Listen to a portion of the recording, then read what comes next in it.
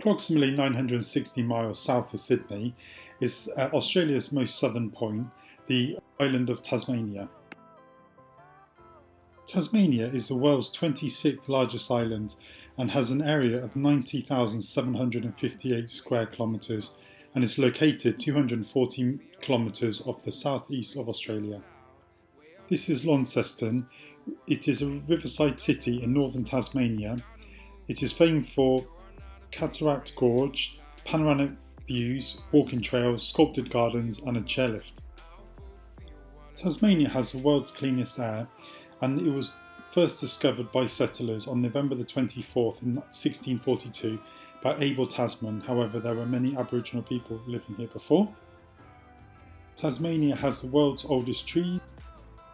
More than 20% of Tasmania is Tasmanian Wilderness World Heritage Area. Tasmania has dense rainforests and it has a lot of thick vegetation. Some of the species found in the rainforest include eucalyptus, which are the tallest trees in the southern hemisphere and the biggest in their world. They are 89 metres tall and 10 metres wide.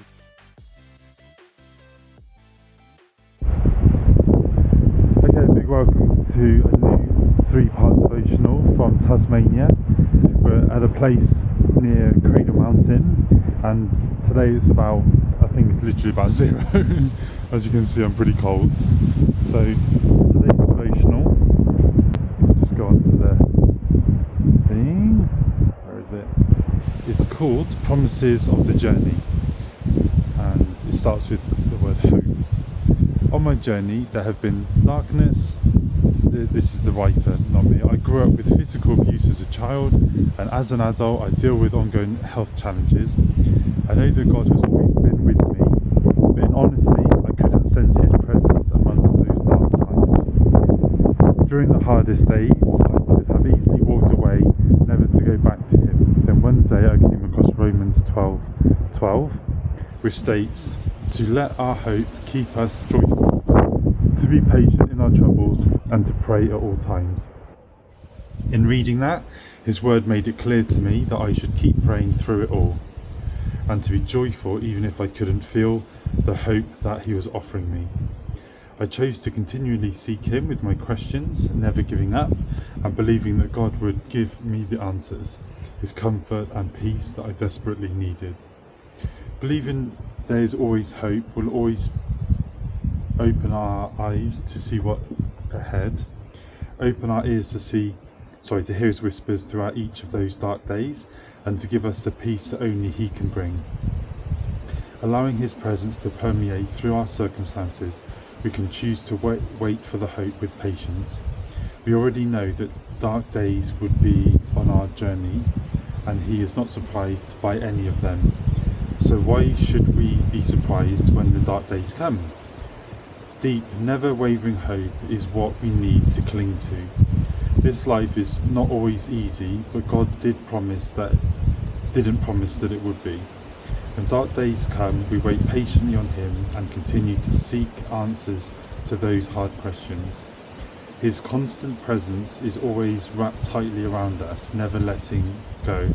No matter the darkness we face, he will always remind us that there is hope in the end. Romans 12:12, rejoice in hope, be patient in suffering, persevere in prayer. And Romans 8:18 is quite a long passage, so I might just read half. I consider that the sufferings of this present time are not worth comparing with the glory about to be revealed to us. For the creation waits with eager longing for the revelation of the children of God. For the creation was subjected to futility. I think I said that right. Not of its own will, but by the will of the one who subjected it, in hope that the creation itself would be set free from its bondage to decay and will obtain the freedom of the glory of the children of God. We know that the whole creation has been groaning in labour pains until now, and not only the creation, but we ourselves who have the first fruits of the Spirit groan inwardly while we wait for adoption, the redemption of our bodies. For the hope we were saved. Now hope that is seen is not hope, for who hopes for what is seen? But if we hope for what we do not see, we will wait for it with patience. Likewise, the Spirit helps us in our weakness, for we do not know how to pray as we ought, but that very Spirit intercedes with sighs too deep for words, and God, who searches the heart, knows what is the mind of the Spirit, because the Spirit intercedes for the saints according to the will of God. I've read the whole thing.